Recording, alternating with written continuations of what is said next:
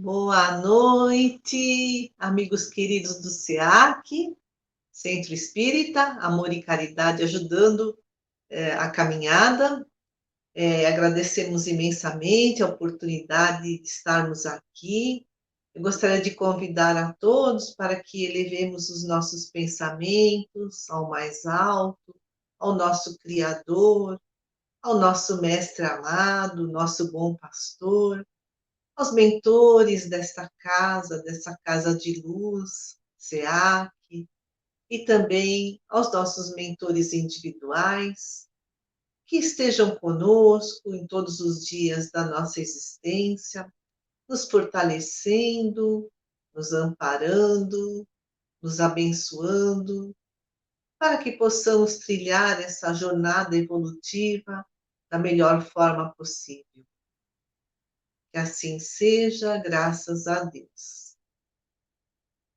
Nosso tema de hoje é a missão dos pretos velhos. Eu gostaria de começar falando de um vídeo que foi postado no YouTube há 2 anos, por uma pessoa chamada Hugo Lapa. E ele colocou no título dessa apresentação: Preto Velho foi expulso do Centro Espírita. Então, ele nos conta que é uma história verdadeira, que aconteceu numa pequena cidade de Minas Gerais, do estado de Minas Gerais, e havia um centro espírita onde estava acontecendo uma reunião mediúnica.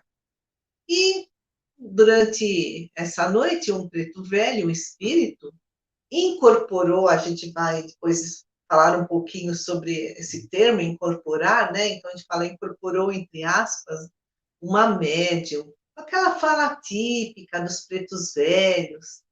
E o dirigente prontamente suspendeu a incorporação, dizendo que os pretos velhos eram espíritos pouco evoluídos e que ele não era bem-vindo naquela casa. E, bom, o que aconteceu, né? Eles foram levando adiante os trabalhos mediúnicos.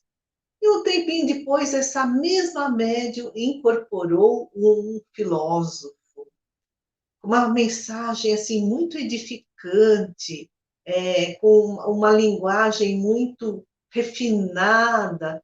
Todos ficaram maravilhados com a elevação desse espírito. E os trabalhos seguiram, chegou o momento de encerrar. A médium disse que ainda havia um espírito que queria se comunicar. E o dirigente, então, perguntou quem era. E o espírito respondeu, o espírito, né, comunicante, que era aquele preto velho. E o dirigente, né, assim, já irritado, falou: mas você ainda está aí? Nós já estamos encerrando. Mas o preto velho disse que ele era o mesmo espírito que veio na roupagem de filósofo. Ele, como preto velho, ele, como filósofo, são o mesmo espírito. E todos ficaram espantados. E aí o preto velho disse a eles: quando apareci como preto velho, fui praticamente expulso dos trabalhos, mas quando eu apareci como doutor, um filósofo, todos me trataram muito bem. Por que isso, meus filhos? No plano espiritual, as aparências não importam. No plano espiritual, o que vale é o amor. No plano espiritual, ninguém é julgado por ter sido, na sua última encarnação, rico ou pobre, branco ou negro, doutor ou uma pessoa simples. Então, é uma lição e tanto. A gente deduz, né, que a atitude desse dirigente, desse centro espírita, foi de pura arrogância. E a arrogância é filha do orgulho e do egoísmo. A arrogância altera a nossa percepção da realidade, retira de nós o senso de realidade, nos leva a nos apegarmos às nossas convicções pessoais. Assim, eu sei tudo, eu sempre tenho razão. E por conta disso, nós colocamos rótulo nas outras pessoas. Ele é isso, ela é isso, e ponto final. Nós julgamos. Isso é preconceito. Nós, no preconceito, nós acreditamos mais naquilo que pensamos sobre os outros do que eles realmente são. Mas as aparências enganam. Lá no Evangelho segundo o Espiritismo, no capítulo 16, cujo título é Servir a Deus e a Mamon, o Espírito Pascal traz no item 9 uma mensagem. Diz ele que quando nós chegarmos lá na pátria espiritual, os nossos mentores não vão nos perguntar quantos bens vocês tiveram aí na Terra, que posição vocês ocuparam, vocês foram príncipes ou foram operários? E o Pascal diz que as posições no céu são ganhas pela prática do bem, pelas qualidades do coração. É o que o Preto Velho disse nessa mensagem, que no plano espiritual as aparências não importam. Aquele grande poeta que todo mundo conhece, viveu na Inglaterra no século XVI, que escreveu Romeu e Julieta, William Shakespeare, né? Escreveu assim obras magníficas de uma sabedoria incrível.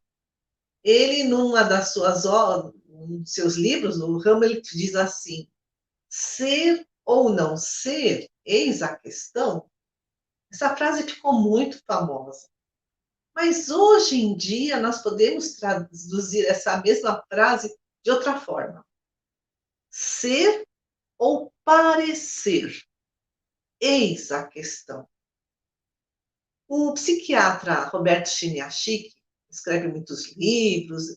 Um dos seus livros chama-se Heróis de Verdade. E ele traz uma reflexão muito interessante sobre essa frase de aparências, né? Ser ou parecer, eis a questão. E diz que, por conta dessa ganância, dessa acumulação de riquezas, dessa ostentação do mundo moderno, né? Muita gente busca, toda essa situação vem deturpando os valores das coisas, das pessoas. Por exemplo, dinheiro acaba tendo mais valor do que os sentimentos. A aparência se torna mais importante do que a essência. A gente vê aí celebridades, né, postando né, fotos no Facebook, sempre muito bem com a vida, sempre naquela ostentação. E o Roberto Chiniachik escreve, por conta disso tudo, né, dessa ostentação, dessa acumulação de riquezas, dessa busca de aparentar aquilo que não temos ou não somos, diz ele, a vida, que antes era palco da luta entre o ser e o ter, né, ficava naquela balança, né, entre o ser e o ter, o ser é buscar a nossa essência, a nossa reforma íntima. Então, agora, essa luta se tornou diferente. É um campo de batalha, atualmente, entre o ser e o parecer. Então, né, diz ele, consequentemente, a vida que antes era palco da luta entre o ser e o ter, agora se tornou um campo de batalha entre o ser e o parecer.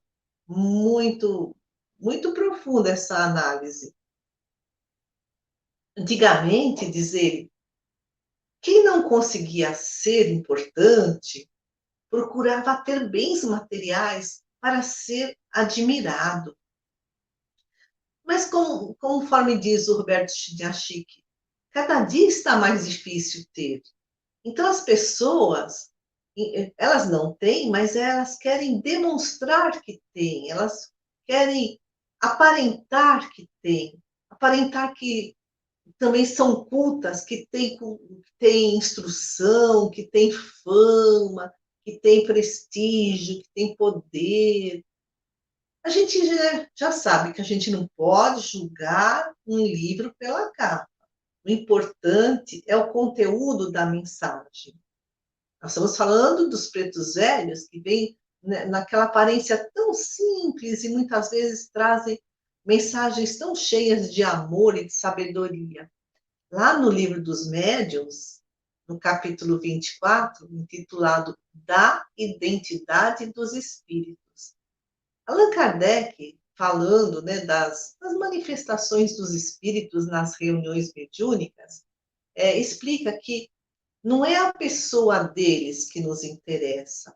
Não interessa quem eles foram nas suas existências anteriores, mas o ensino que nos proporcionam, a mensagem que nos trazem. Ele diz, desde que esse ensino seja bom, essa mensagem seja boa, pouco importa que aquele que trouxe essa mensagem seja fulano ou cicrano, Allan Kardec fala, se chame Pedro ou Paulo. E ele explica mais, Allan Kardec, que os espíritos elevados são bons, são afáveis, mas que nem sempre o espírito bom, aliás, nem sempre o espírito inteligente é um espírito elevado, porque a inteligência nem sempre, né, é sinal dessa superioridade do espírito, porque o progresso moral e o progresso intelectual nem sempre andam juntos. Há muitos espíritos muito inteligentes, instruídos, mas que usam a sua inteligência para o mal. Agora, os pretos velhos, né? Eles costumam trabalhar nos terreiros de Umbanda e em alguns centros espíritas. Mas eles costumam trazer bons conselhos, eles dão exemplos de humildade, de simplicidade, de calma, de resignação, de paciência, enfim, de caridade. Então, vamos fazer agora um parênteses, falar sobre esse termo incorporar, né? E nessa história do YouTube, o preto velho incorporou a médium. Médium é um termo que vem do latim, significa intermediário entre o plano espiritual e o plano físico. Mas o espírito, quando traz a mensagem, ele não entra no corpo do médium, ou seja, ele não o médium não incorpora, né? Não incorpora o espírito para dentro de si. O que acontece é uma influência de pensamentos. O espírito, o pensamento do espírito influencia o pensamento do médium. André Luiz, no livro Nos Domínios da Mediunidade, psicografado pelo nosso querido Chico Xavier, nos explica que os mundos atuam uns sobre os outros pelas irradiações que despendem. Quer dizer, o mundo espiritual atua sobre o mundo físico pelas irradiações, pelas energias que emanam. E diz ele, o André Luiz, e as almas influenciam-se mutuamente, daqui para lá, de lá para cá, por intermédio dos agentes mentais que produzem, ou seja, por conta dos pensamentos, porque pensamento é energia, viaja por todo o universo. E aí esse preto velho, né, ele veio como preto velho na primeira vez, né, na primeira comunicação, depois veio como filósofo e depois veio de novo como preto velho. E é porque nós já vivemos muitas encarnações. A codificação espírita nos ensina que nós já fomos ricos, já fomos pobres, já fomos homens, já fomos mulheres, já vivemos em várias culturas, vários países, já tivemos várias profissões. Tudo isso para aprendermos. São diferentes aprendizados que cada uma dessa situação nos traz. A gente nem tem ideia de quantas vidas nós já vivemos, né, ao longo da nossa existência milenar. Mas o espírito, que já atinge um certo grau de evolução, quando ele vem se comunicar, vem se manifestar, ele pode escolher a aparência que ele tinha numa encarnação passada. Ele modifica o seu perispírito, esse nosso corpo energético. Nós temos o corpo físico e temos o espírito. e o nosso perispírito, um corpo espiritual, um corpo energético, é que faz essa ligação entre o espírito e a matéria.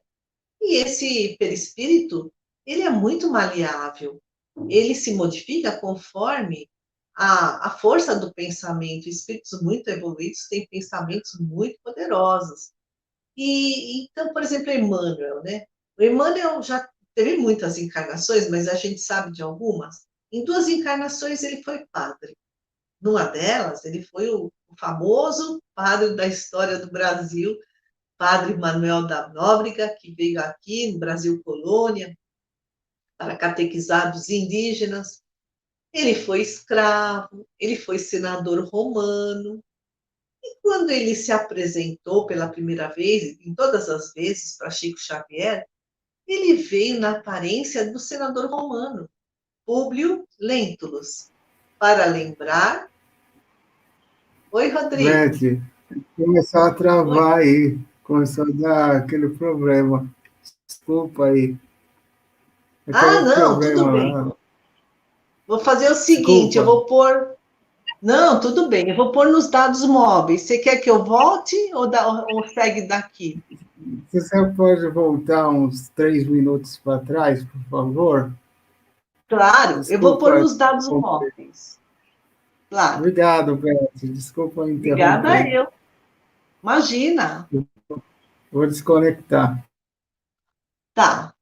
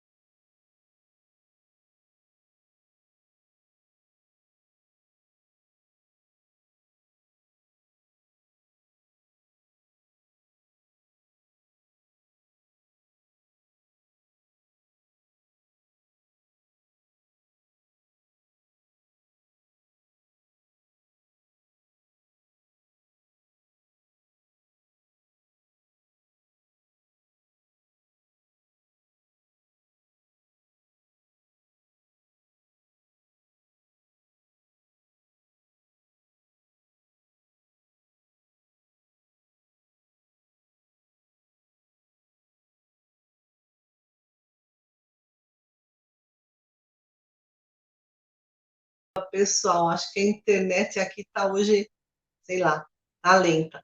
Coloquei nos dados móveis do celular. Vamos ver se melhora.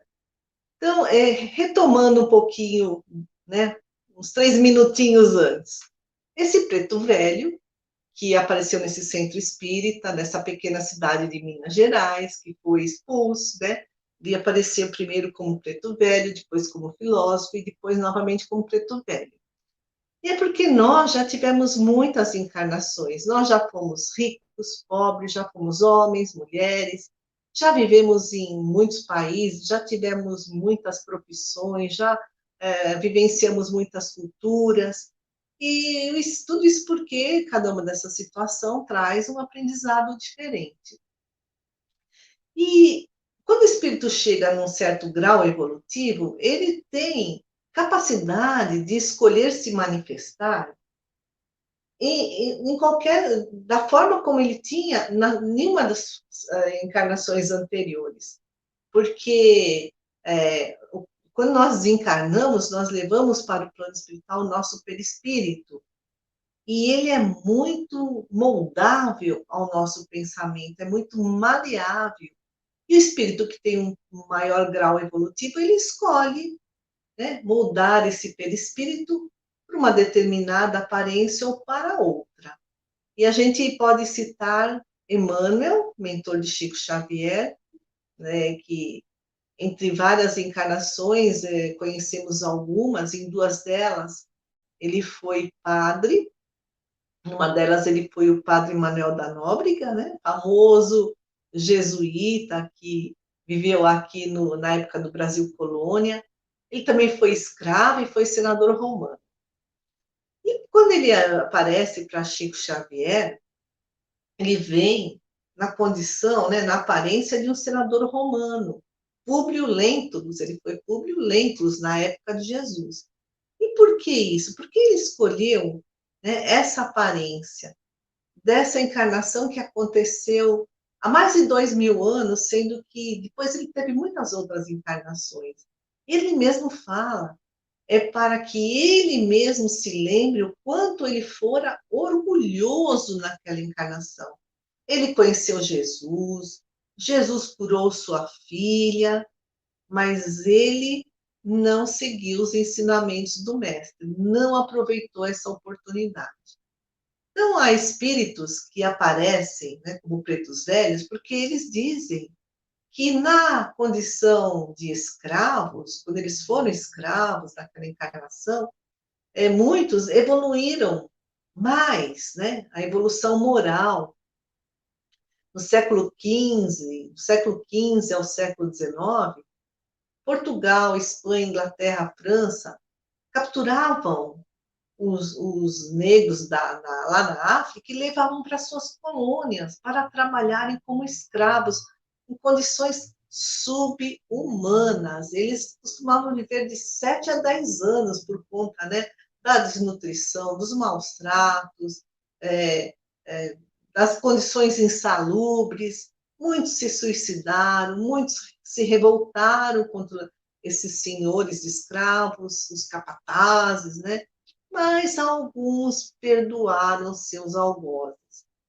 A história nos conta que foram em torno de 65 a 75 milhões de africanos arrancados das suas terras, das suas tribos, das suas famílias. É uma coisa terrível, né? E esses, né, que evoluíram muito nessa condição de escravos, burilaram, né, o seu espírito, eles vêm agora com essa missão nos centros espíritas, no terreiro de Umbanda, para auxiliar o próximo. Por isso que a gente não pode ter nenhum tipo de preconceito, nem racial, nem religioso, nem de nacionalidade, nenhum tipo de preconceito, porque o preconceito é um pré-julgamento, é um preconceito, uma pré-ideia que a gente faz sem fazer uma análise prévia. E aí a gente se torna intolerante, arrogante, né, assim, acaba desenvolvendo esse sentimento de hostilidade, de exclusão, de discriminação. Lá na Revista Espírita, de 1861, Allan Kardec nos diz que o Espiritismo, restituindo ao espírito o seu verdadeiro papel sobre a matéria, apaga naturalmente todas as distinções estabelecidas entre os homens, segundo as vantagens corpóreas e mundanas, sobre as quais o orgulho fundou castas e os estúpidos preconceitos de cor, Allan Kardec fala. Então, o que ele está dizendo, né? O espírito ele é imortal, ele reencarna em várias condições. Aqui nessa encarnação, nós estamos só de passagem, ou aqui na Terra, ou em outro planeta, que é um momento de aprendizado, de lapidação do nosso espírito. Então, é olhar para a nossa existência, né, sob esse ponto de vista da imortalidade da alma. Como Allan Kardec fala, o Espiritismo restituindo ao espírito seu verdadeiro papel sobre a matéria, né? Porque a matéria é passageira, o espírito é imortal. E se nós tivermos essa visão, nós apagaremos todas essas distinções, né, que, que levam em conta as vantagens, diz ele, corpóreas e mundanas. Esse é rico, esse tem essa cor de pele, esse é homem ou mulher, né? São muitos preconceitos que carregamos. E ele fala, todo esse orgulho fundou castas, então diferentes níveis sociais que existem em alguns países, e não se pode transitar entre essas castas, né? Mesmo que a pessoa melhore sua condição financeira, ela vai ser sempre de uma casta inferior. Então, o orgulho fundou castas e os estúpidos preconceitos de cor, diz Allan Kardec. E nós, né? Nós que acreditamos nas reencarnações, Se nós pautarmos a nossa vida somente olhando essa encarnação, achando que somos melhores do que os outros, nós vamos perder uma grande oportunidade de aprender com as pessoas, né?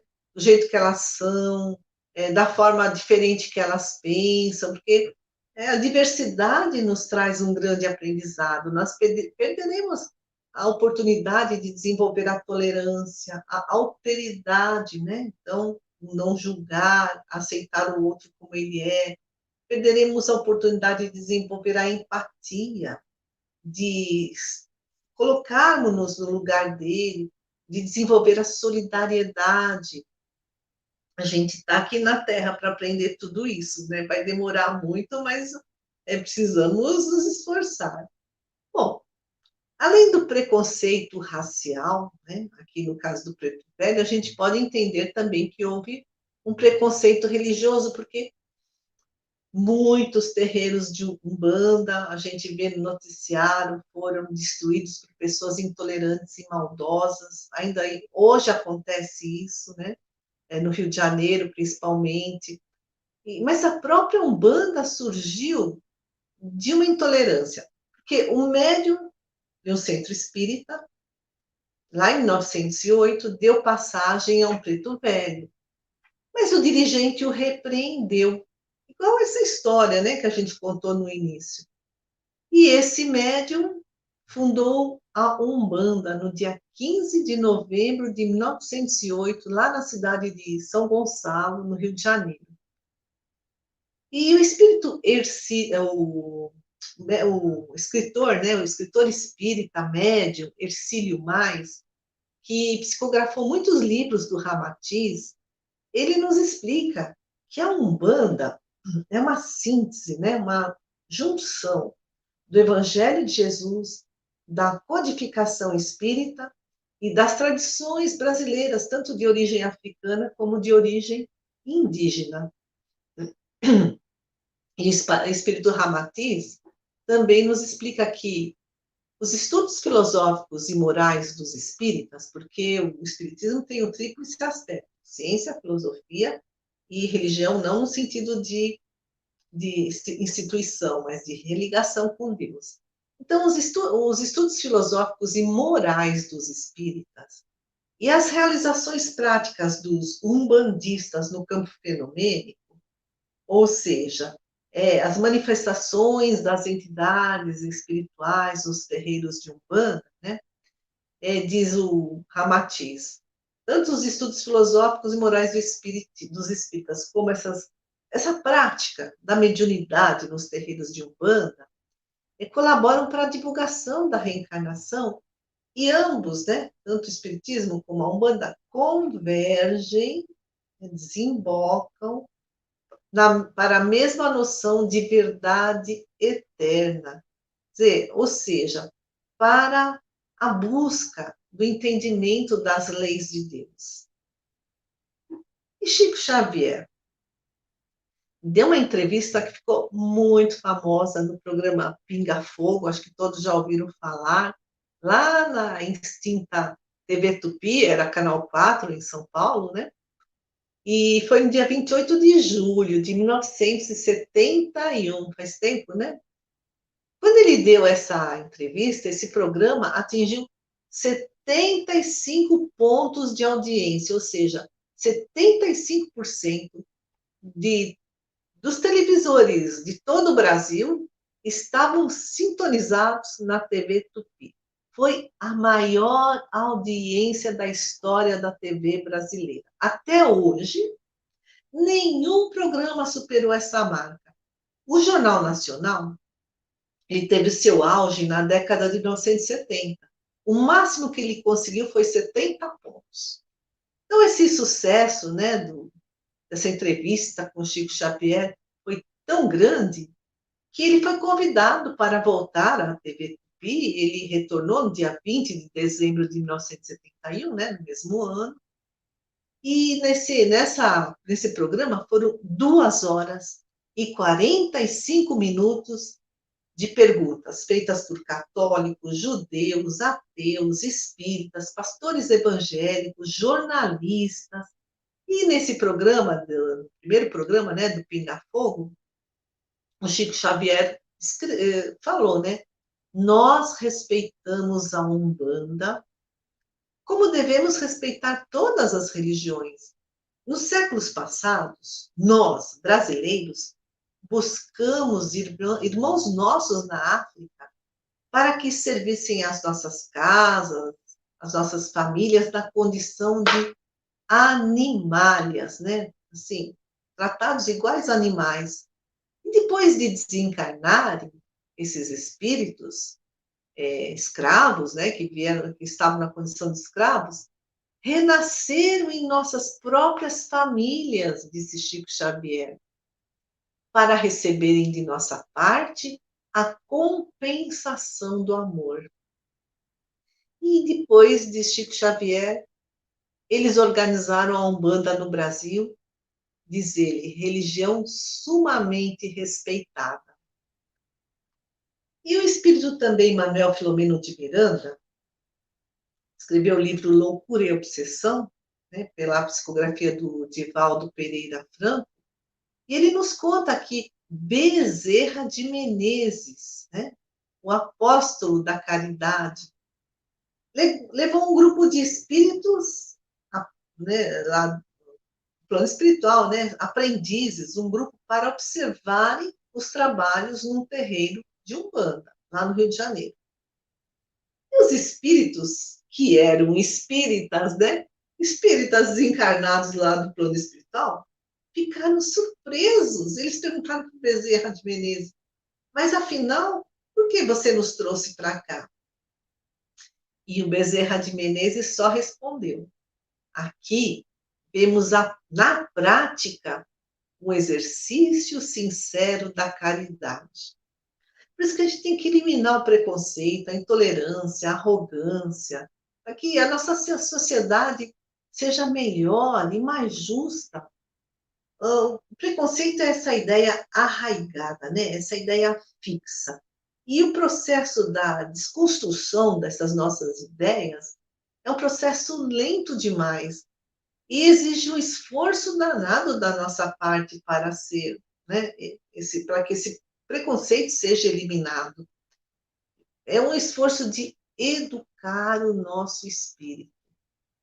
Falando em educar, né, em ensinar a nós mesmos, o Nelson Mandela, Prêmio Nobel da Paz, né, em 1993, porque ele combateu o preconceito e a discriminação racial lá na África do Sul, aquela condição do apartheid, né, de segregação.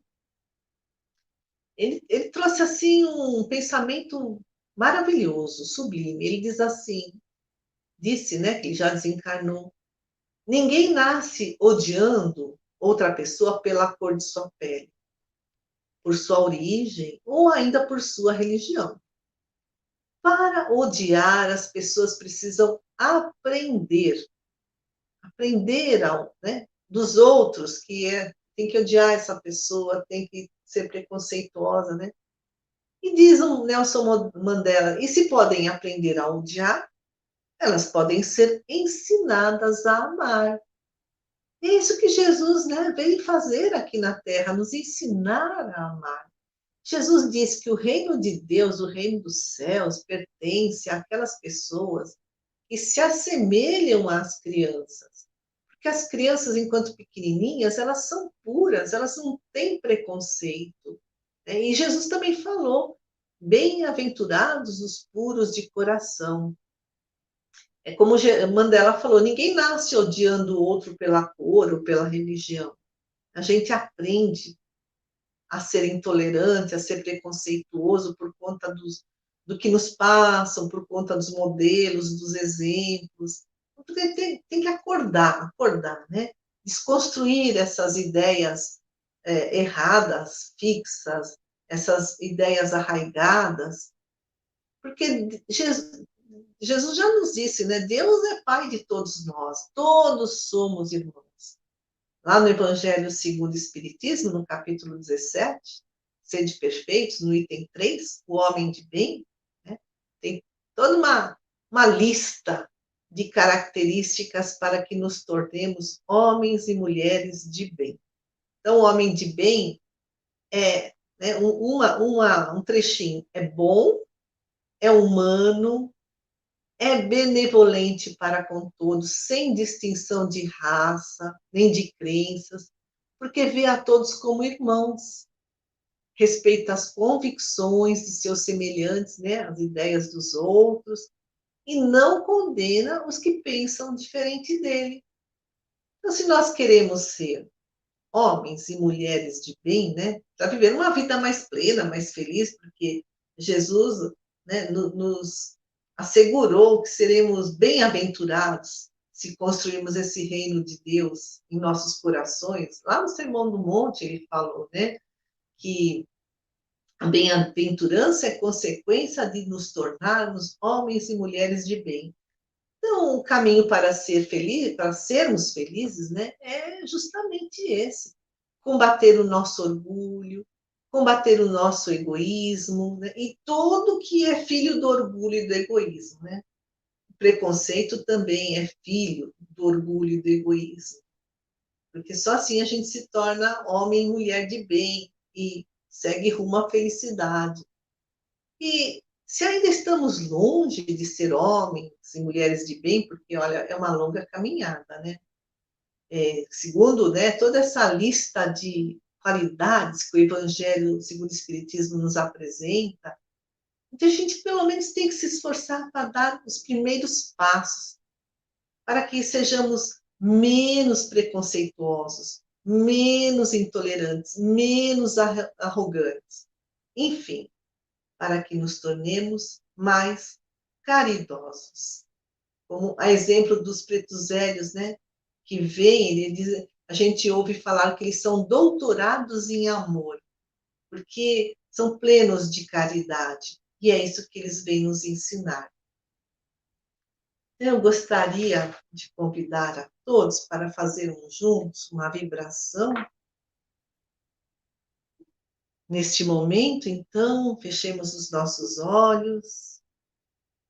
Vibremos pela implantação do Evangelho nos lares, nas casas espíritas e em todos os templos religiosos.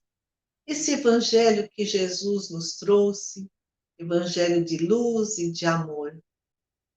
Vibremos pelos que estão reunidos na reunião de hoje e também por todos os que estão ausentes, aqueles que eventualmente venham a nos ouvir nos próximos dias. Vibremos pelo vale dos suicidas, pelo umbral e pelas trevas. Vibremos pelo vale dos abortados, pelos oceanos e aos médicos do espaço que, nesse momento de Covid, estão tendo tanto trabalho. Mandemos uma vibração muito amorosa para eles.